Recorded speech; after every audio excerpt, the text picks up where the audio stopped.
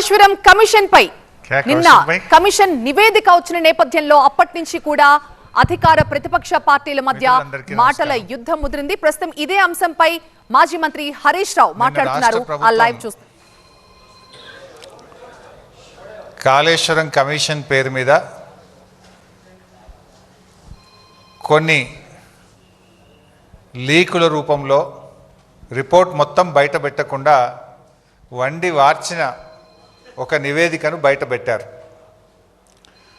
అయితే ఈరోజు దాని మీద నిజాలు వాస్తవాలు రాష్ట్ర ప్రజల ముందు ఉంచాలనే ఉద్దేశంతో ఈ పీపీటీని ఈ ప్రెస్ కాన్ఫరెన్స్ను నిర్వహించడం జరుగుతూ ఉంది.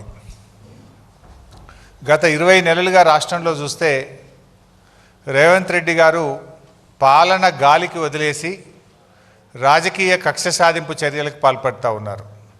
రాష్ట్రంలో పాలన లేదు, ఎక్కడా రైతులకు యూరియా దొరుకుతలేదు, హాస్టల్ పిల్లలు ఆసుపత్రుల పాలవుతూ ఉన్నారు, తరగతి గదుల్లో చదువుకోవాల్సిన విద్యార్థులు ఫీజు రియంబర్స్మెంట్ విడుదల చేయాలని, ఉద్యోగాలకు నోటిఫికేషన్లు ఇవ్వాలని రోడ్లెక్కుతున్న పరిస్థితి.